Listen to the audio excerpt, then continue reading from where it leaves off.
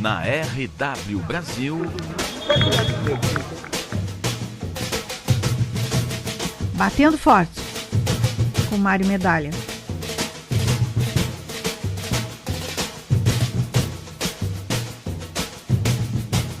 Já estamos por aqui, este é o nosso Batendo Forte, o Mário Medalha conosco, como sempre, já está aqui ao nosso lado. Alô, Mário Medalha, tudo bem? Tudo bem, Marcelo. Pois eu queria começar batendo fraco hoje, ou nem batendo. Sei. Queria começar falando das repercussões do título do Figueirense, enfim. Mas nós temos uma nova lambança pela frente aí, há 4 dias do Campeonato Brasileiro. Depois daquela história da Portuguesa, que voltou para a Série A, depois voltou para a B, botou o Fluminense, enfim, aquela confusão toda. Agora nós temos uma confusão envolvendo um clube catarinense, o próprio campeão catarinense de 2014, o Figueirense, por causa de uma liminar que o Icasa de Juazeiro do Norte conseguiu na Justiça no Rio de Janeiro. A juíza concedeu uma liminar e o Icasa tiraria o Figueirense da Série A.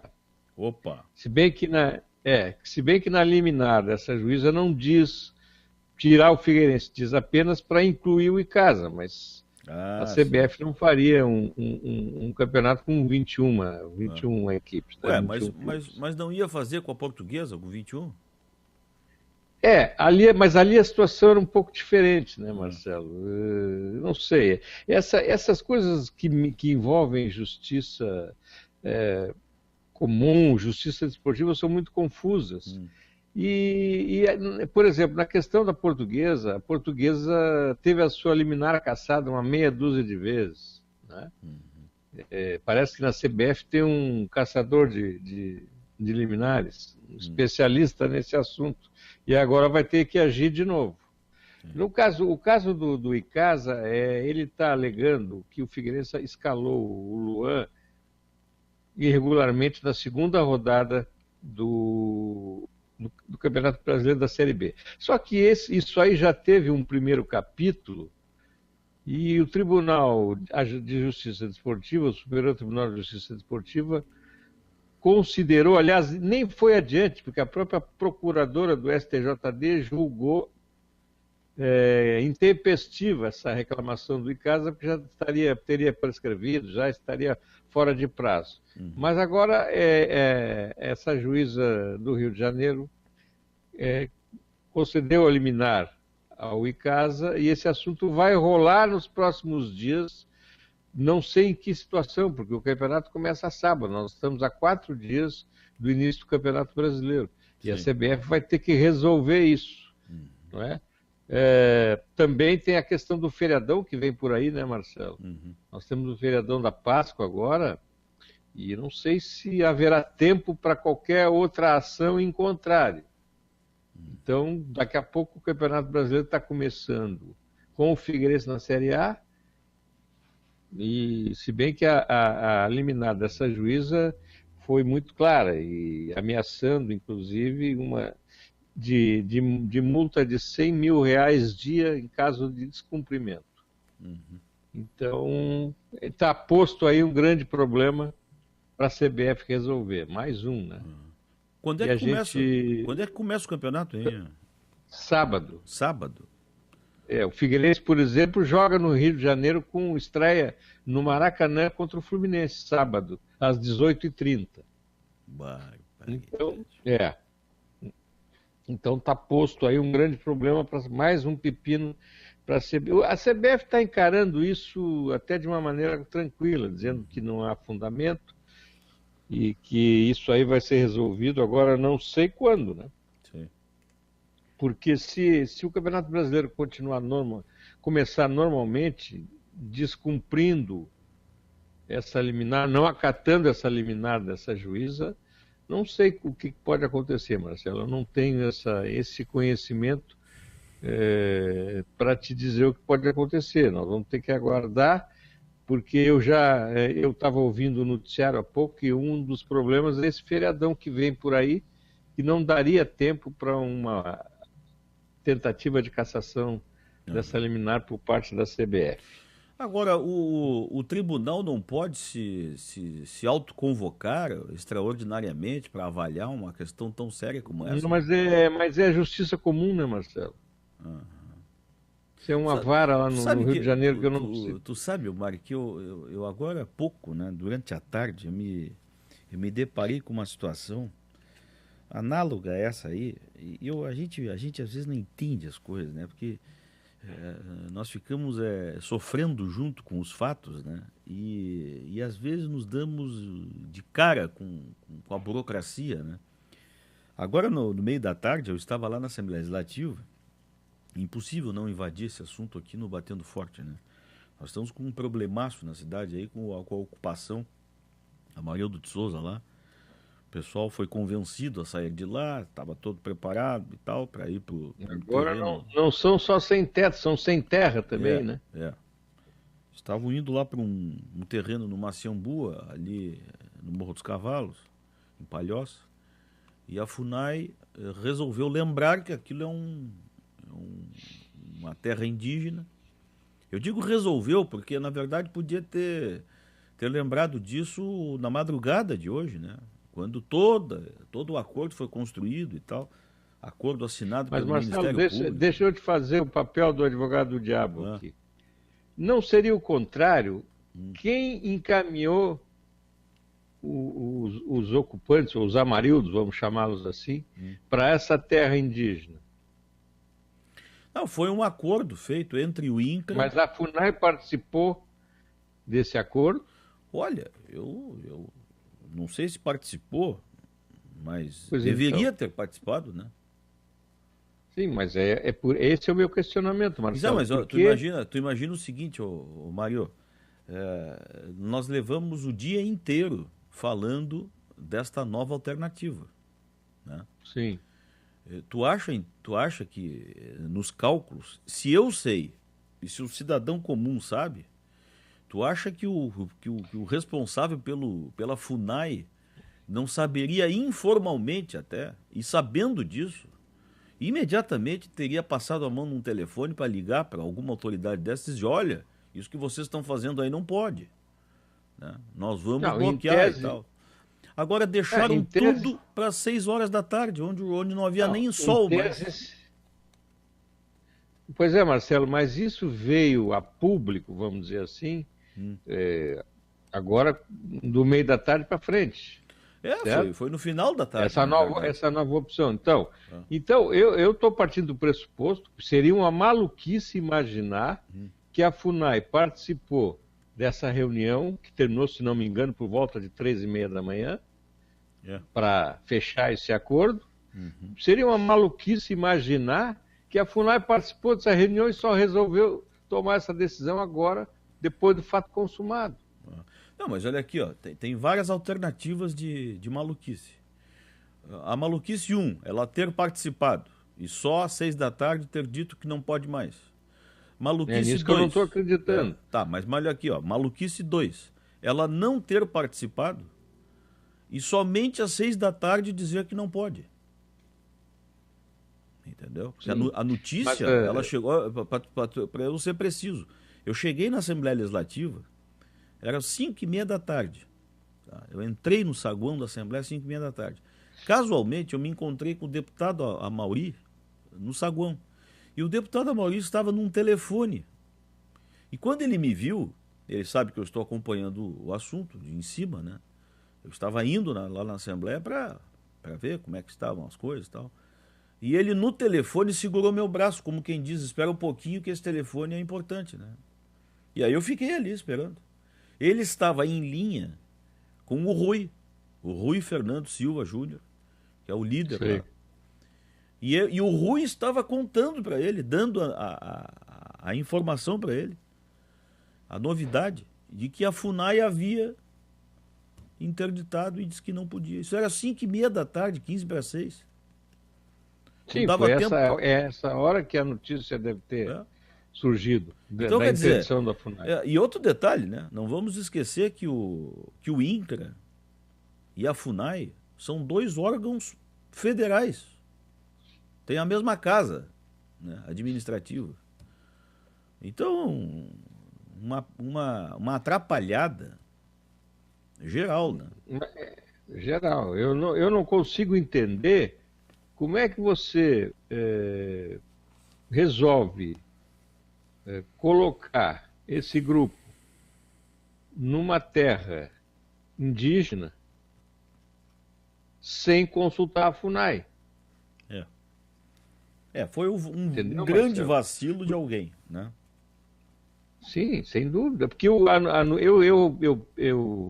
a primeira notícia que eu tomei conhecimento é de que os ocupantes estavam sendo deslocados para um 7 hectares, essa é a informação que eu tive acesso, 7 hectares em Palhoça, cedidos por uma milionária mexicana a uma entidade, cujo nome eu não recordo agora. Eu sei que tem um nome indígena. Tu tens conhecimento dessa entidade? Não tenho. Eu só estou imaginando. Foi isso que me chamou a atenção. Mas, por exemplo, se este terreno estiver no âmbito da reserva indígena, porque eu posso ter um terreno dentro do mar indígena, só que eu tenho que respeitar as leis daquela reserva, né? Então essa senhora, essa proprietária que resolveu ceder, ela talvez não tenha se dado conta que ela é proprietária, mas ela tem que estar dentro da norma legal das características do seu terreno, que é de reserva indígena, né? Eu não sei, eu estou aqui especulando, né? Mas o fato é o seguinte... Só cabe especular essa altura mesmo. Eu agora há pouco conversei com o Gabriel, eu te falei fora do ar isso até. O Gabriel é um dos assessores de gabinete da deputada Carminati, a qual foi protagonista da reunião da madrugada aí, né? Foi no gabinete dela a reunião. E o Gabriel está lá no Ministério Público Federal, mas foi muito misterioso o Gabriel falando comigo.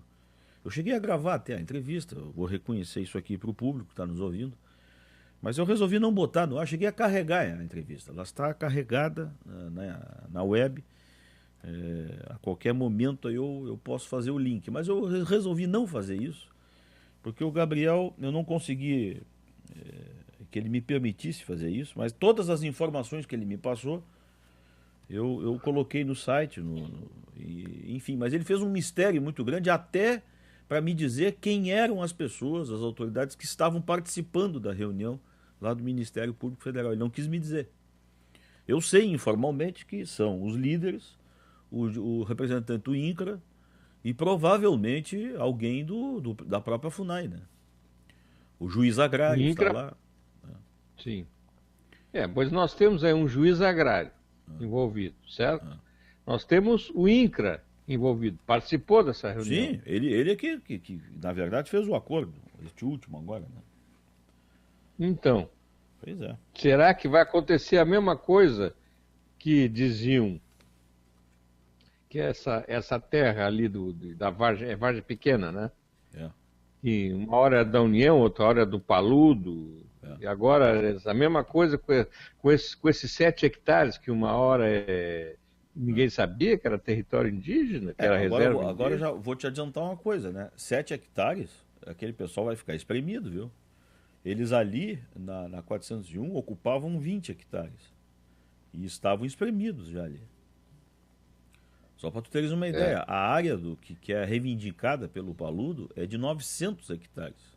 Eles estavam ocupando apenas 20. Né? Agora esse terreno alternativo é de 7, o pessoal vai ter que ficar mais espremido ainda. Porque não vamos esquecer o seguinte, que esse pessoal, eles são, em grande parte, agricultores. Eles têm horta plantada, né? Tem criação de galinha, de porcos. Ali na 401 eles tinham já. A cada 10 casas eles tinham lá uma horta e tal. Comiam já daquilo ali e tal. Então, agora, o fato é o seguinte, né, o Medalha? Nós não estamos falando de homens marmanjões, né? Que possam dormir na beira da estrada, né? Nós estamos falando de 500 famílias. E que Famílias, tem, famílias, mulheres, crianças e 3 crianças que recém-nasceram. Nasceram 3 bebês essa semana que passou. Nasceram agora dentro da ocupação. Está lá dentro, né? Então, aí eu comecei a te falar isso aí, porque eu me indignei uma hora. Era um final da tarde. Eu tenho aquele meu comentário na Guarujá. E aí eu resolvi puxar a deputada Carminati para me dar uma entrevista. E a deputada, eu não sei, me perdoe a deputada até, porque eu sei que é uma pessoa que está envolvida, está tentando resolver os problemas e tal. Mas me pareceu assim que ela estava tratando de um assunto qualquer, sabe? Aí disse assim para mim: olha, eu não sei se vai dar para discutir essa questão aqui na Assembleia agora, porque nós estamos com a pauta cheia, temos uma MP da educação para ser votado agora e tal. E realmente tinha, estavam lá os funcionários pressionando e tal. Mas pelo amor de Deus, né, cara? Nós estamos tratando de vidas, né? De crianças e mulheres na beira de uma estrada. De uma situação criada que exige urgência na solução. Não dá para deixar para amanhã. Aí eu apertei um pouco mais a deputada, né? Disse, mas ô deputada, aí eu fiz essa pergunta que eu fiz para ti agora, por isso que eu me lembrei, né? Mas não dá para criar aí uma sessão extraordinária, uma vigília, que o plenário fique em sessão aberta, e que se chame o governador do estado, porque o governador é outro também que está silencioso nesse caso, e parece que não é com ele. Governador, prefeito, está todo mundo lavando as mãos. Não é com o governo federal. Cobrei dela também, mas e o governo federal, deputada? A senhora é do PT, o governo é do PT. E a ministra Ideli não vai aparecer, só aparece aqui para inaugurar umas obrinhas aí. E agora, nesse problema aí, não vão fazer nada. Ninguém vai ser acionado. Agora ela não é mais ministra, né? Não, claro que é. Mas é ministra lá do Direitos Humanos, é pior ainda, é dentro da pasta dela. É, Direitos Humanos, exatamente. Dentro da pasta dela. Né? Então, eu estou achando assim, que estão tratando o caso, cara, com um preconceito, porque é gente pobre, que não tem para quem recorrer. Né? Se fosse aí um desses bacanas aí, sofrendo algum tipo de coisa, eu tenho certeza que já estavam revirando tudo aí para atender. Né? Mas o que acontece quando resolvem tomar providências, demolir construção irregular? Onde é que é a demolição? Agora fizeram um alarido lá no sul, na Caeira, sei lá, uma Caeira da Barra, não, aquela mais longe ainda lá. Demoliram o bar do seu Zé Mané lá, que está lá há 50 anos.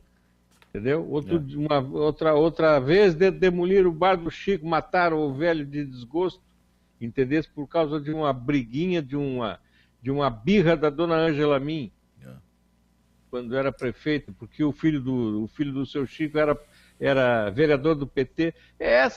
A gente estava há pouco aqui, voltando para o esporte, Marcelo, a gente estava há pouco aqui falando de bagunça, de lambança, no esporte, no futebol, e eu tinha um outro assunto aqui até para comentar contigo, que é outra vergonha, que foi o que aconteceu no final do Campeonato Carioca, que o juiz deu um gol impedimento, agora botou na súmula que foi outro jogador, porque esse outro jogador não teria impedido, entendeu? Então é assim, essa é a sociedade que a gente vive hoje, Marcelo. Nesse país que está desse jeito, né? Tá brabo o negócio. E todo mundo. E hoje... Wash my hands, né? Todo mundo lavando as mãos, não tenho nada com isso. Né? Não é comigo, não é comigo. O cara, quando aponta pro sujeito, o cara olha para trás, né? Parece que é com o outro de trás, né? Então, sim, a dona Graça Fortes, né? A mulher da Petrobras passou o dia no Senado hoje dando explicação. A primeira coisa que ela fez foi confessar que foi um péssimo negócio para o Brasil a compra daquela sucata lá de Pasadena. Entendeu? Uma sucata que custou $1 bilhão, $1 bilhão e 200 milhões de dólares. Pelo amor de Deus. Mas, Mário, o fato é o seguinte, né, cara? Quando se trata de gente pobre, Eu não estou aqui defendendo invasão, viu, cara? Nesses últimos dias eu tenho ouvido muito aí de gente, mas tu virasse agora um defensor de invasor e tal. O fato é o seguinte, cara, é preciso dar uma olhada de perto pra gente ver as coisas, sabe? Eu fui lá ver, eu fui lá 3 vezes. E eu vi lá de perto como é que é o negócio, sabe? Então, esse é um país, minha única dúvida, Marcelo, é um país nessa bagunçado, história aí. Hã? Esse é um país bagunçado, né? É o que eu estava dizendo agora. E aí, os tudo, argumentos, né, Marcelo? os argumentos, eles estão envoltos de um preconceito, né? E eu me admiro muito, cara. Eu hoje no Twitter, sabe? Eu observei, assim, colegas nossos. Olha, gente instruída, cara. Intelectuais aí. Achando que isso, achando que aquilo, sabe? Fazendo marola pra cima daqueles coitados lá, sabe? Por exemplo, há uma argumentação dizendo que há infiltrados que ficam usando as pessoas, as famílias e as crianças e tal. Mas onde é que não há infiltrados? Quer dizer que só naquele povo não pode ter infiltrado? Quem podia dar um pouco de luz jogar um pouco de luz nessa história, Marcelo, é a mídia. E não está fazendo isso. Pois é. Porque está se omitindo ou age preconceituosamente. Não, eu sempre fiz um questionamento quando tu falasse nessa questão agora a questão do infiltrado. Eu sempre disse, gente, eu não sei quem é. Eu, povo, que leio jornal, que ouço rádio, que vejo televisão, eu não sei quem está lá até hoje, Marcelo. Eu não sei quem são esses ocupantes. Eles têm um título, uma grife, vamos dizer assim, um grife entre aspas, né? Sem terra, etc. Mas eu não sei se o Rui esse quem é. Eu não sei se o Zé Mané lá que está reivindicando, ele veio da onde? O que ele é? Medalha, sabe o que não, me... Mas deixa eu só terminar meu raciocínio. Então, eu não tenho informação, Marcelo. O povo que lê jornal, que ouve rádio, que quer saber, eu não tenho essa informação. Aí um colega nosso, eu prefiro não citar o nome, fez uma matéria pro UOL. Não sei se deverias ler, inclusive, essa matéria. E tu conhece quem fez também. Tá?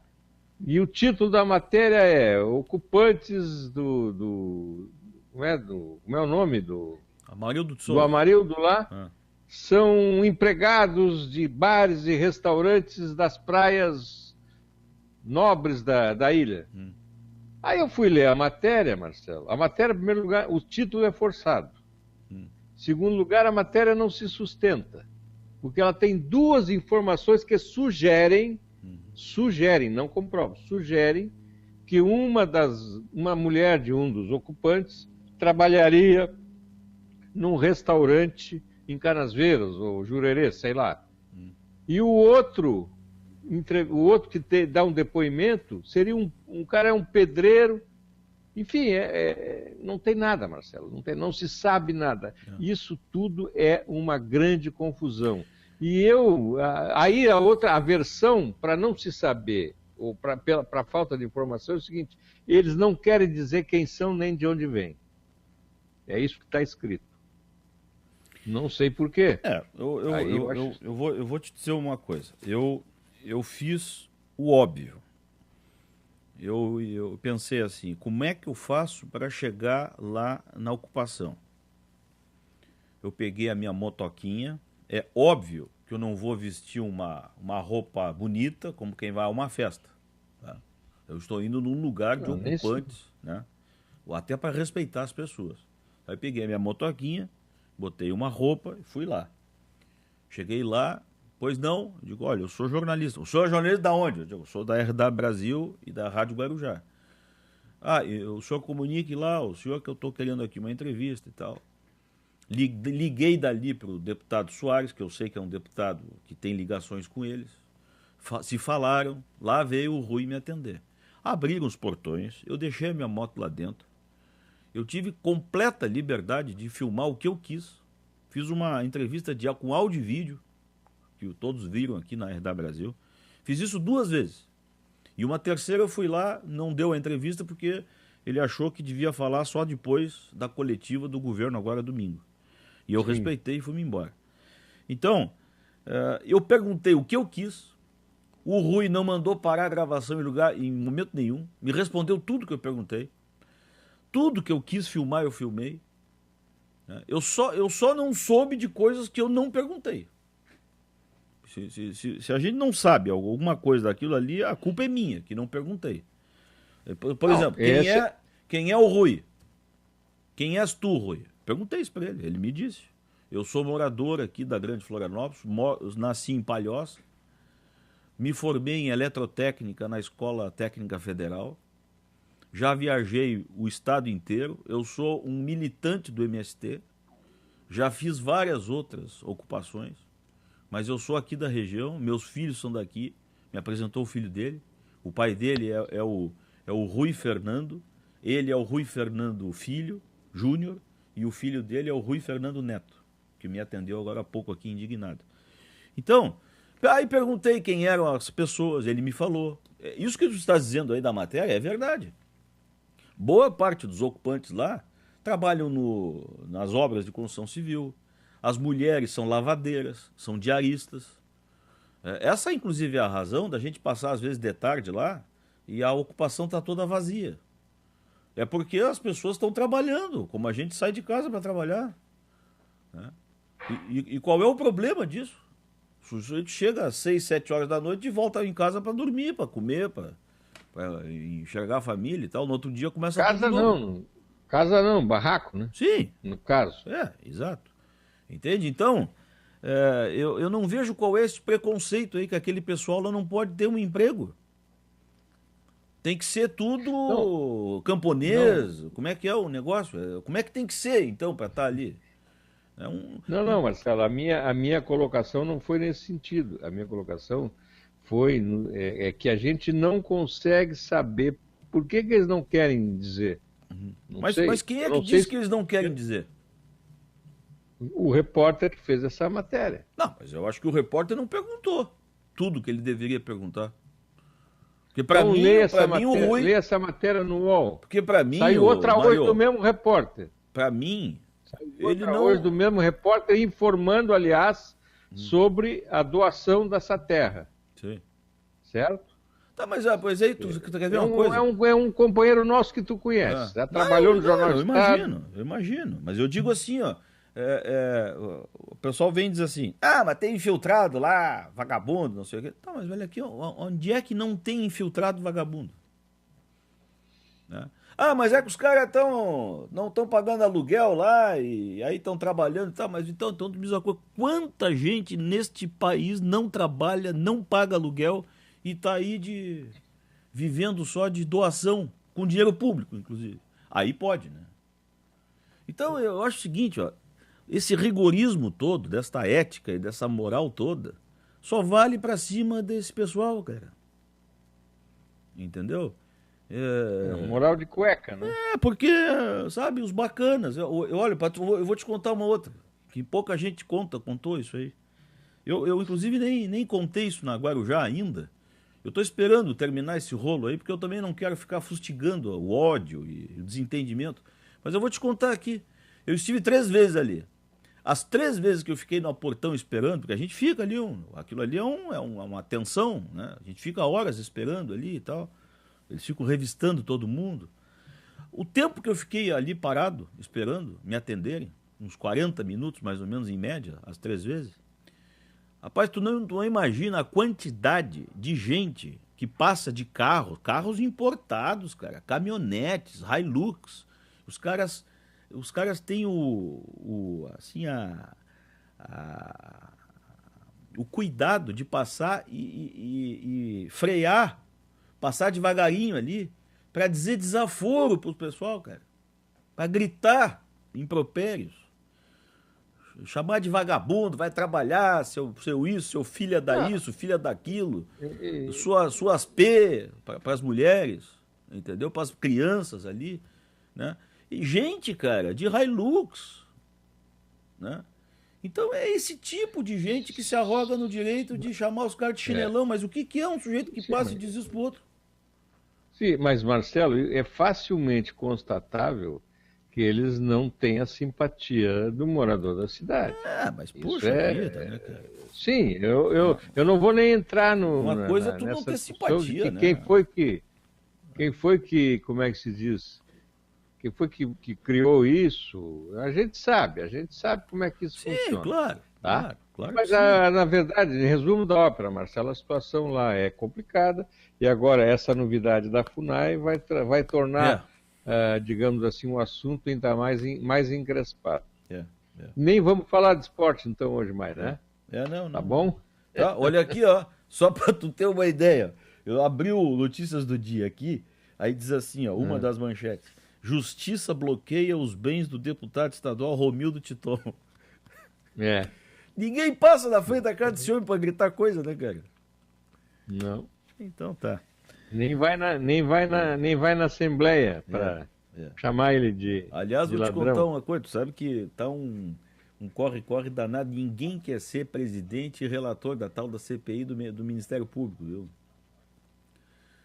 Sim. Eu acho que quem vai relatar a CPI vai ser o próprio deputado Jailson Lima, que foi o autor do pedido da CPI.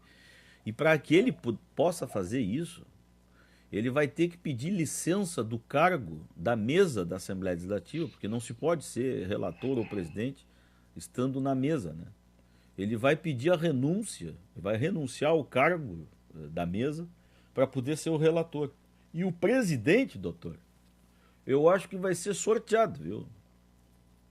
Tá todo mundo correndo. Eu tô levemente desconfiado, Marcelo, que essa CPI não se cria. Hoje Exatamente. Tava lá hoje o procurador-geral do MP estava lá hoje na Assembleia entregando um calhamaço de papéis, de explicações e tal, né? E daqui a pouco até eu vou publicar aqui a entrevista que nós fizemos com ele lá, eu e os colegas todos lá. Mas agora, tu sabe quem é que tá doido para ser presidente dessa CPI? Mas não pode, né? É o deputado Titon. Mas não pode, né? Isso é um escárnio, né, cara? Mas tá doido para ser o presidente. Não, ele está acreditando ainda. Alguém lá de dentro me disse que ele está acreditando ainda. Ele não quer renunciar porque ele acha ainda que vai se salvar. Bom, eu não duvido de nada, viu? Eu não duvido de nada. Depois que eu vi o governador Paulo Afonso se escapar do impeachment do jeito que foi, a gente pode acreditar. Bom, o Renan Calheiros, você te lembra do Renan Calheiros, do jeito que ele se escapou? Sim. Que coisa, né?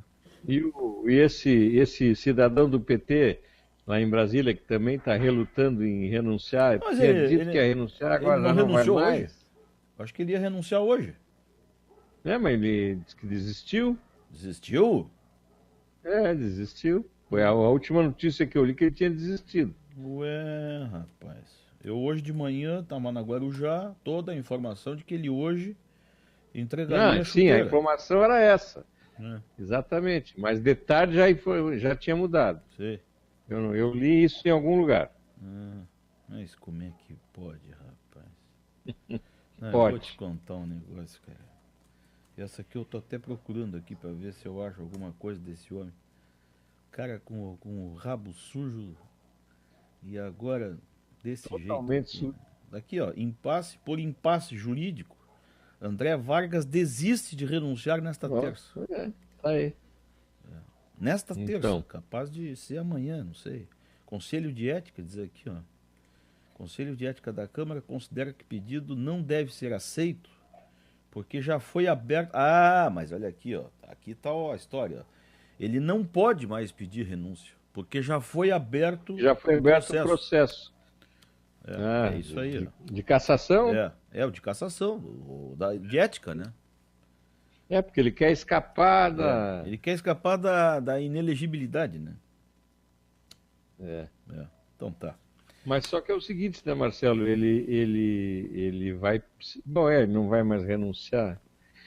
Então tá, meu jovem mancebo, continue na sua faina. Pois é, rapaz. Atrás de informações que eu vou ficar acompanhando a RW Brasil. Tá bom, então. Tá bom? Tá bom, meu irmão. Um abraço, até mais. Até mais. Este Tchau. foi o Batendo Forte, um pouco mais alongado, misturando um pouco as coisas da política e do esporte. Mas olha aqui, ó, é tudo igual, né, Medalha? É Tudo igual, meu amigo. Tudo igual. Tá aí, então, este foi o Mário Medalha, este foi o Batendo Forte. Até a próxima. Tchau para vocês.